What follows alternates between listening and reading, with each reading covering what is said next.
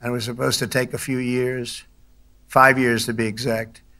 So we had a great victory there, and we then came here, and I think we had a great victory here. But this is an ongoing project. This is the safety of Europe, the safety of the world.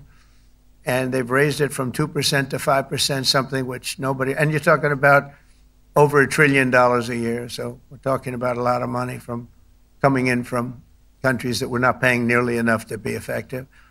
So I have, as you know, Marco Rubio with me, and Pete Hegseth, Secretary of State and Secretary of War. Should we say Secretary? You know, it used to be called Secretary of War. Maybe for a couple of weeks we'll call it that, because we feel like warriors. It used to be called Secretary of War. In fact, if you look at the old building next to the White House, you can see where it used to be Secretary of War. Then we became politically correct, and they called it Secretary of Defense. I don't know, maybe we'll have to start thinking about changing it, but we feel that way.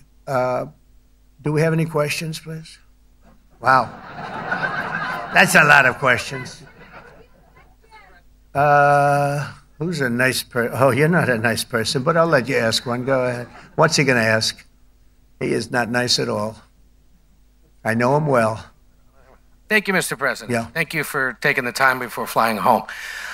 You just said you believe the conflict between Israel and Iran is over. What makes you so confident it is? And what do you do if it isn't? Because I dealt with both, and they're both tired, exhausted.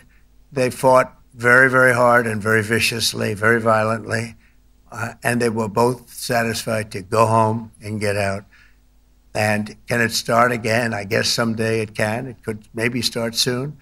I think a big telltale sign was when, as you know, Iran somewhat, by not much, violated the ceasefire, and Israel had the planes going out that morning, and there were a lot of them, 52 of them. And I said, you got to get them back. And they brought them back. They didn't do anything. They brought them back. It was very good. I thought it was amazing, actually. They have fought a hell of a war. They fought very hard. I think the war ended, actually, when we hit the various nuclear sites with the planes. And I just hope you people can give these pilots, these are the best pilots in the world. They're the best shots in the world. They call them shots. That's what they are. And wait a minute. And I just hope you can give them the respect they deserve, because they came home to fake news. And like, oh, gee, there was hardly any damage. The things are decimated.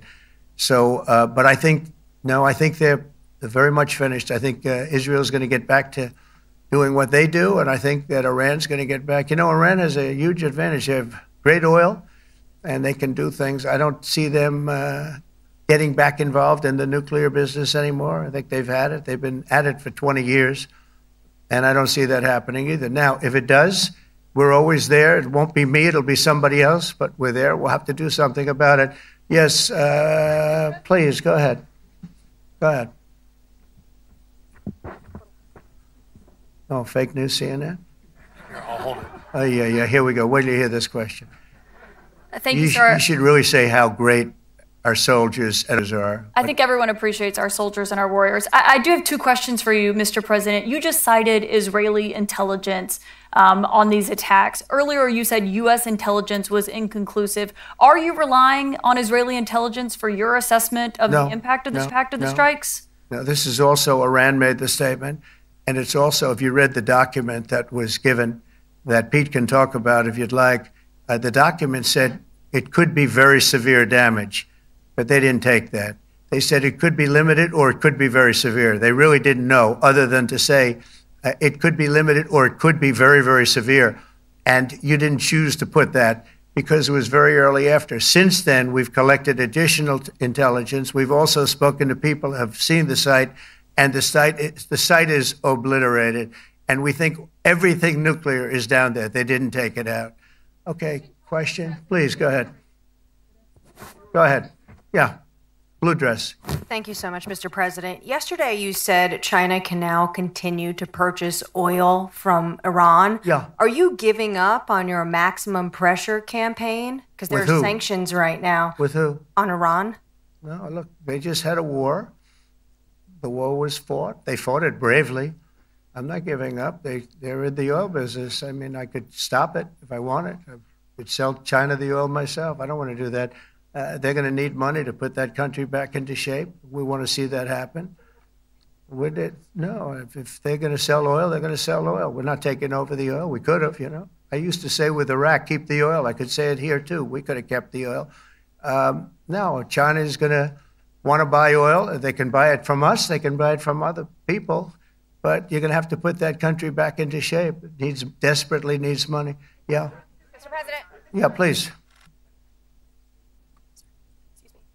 Here we go. I'm picking the beauties today. Go ahead. Mr. President, Secretary General Rutte has described President Putin as an adversary, a threat, an enemy. Do you view him the same way? And in addition to that, you mentioned General Kane, your chief of staff, the chairman of the Joint Chiefs of Staff. General Kane.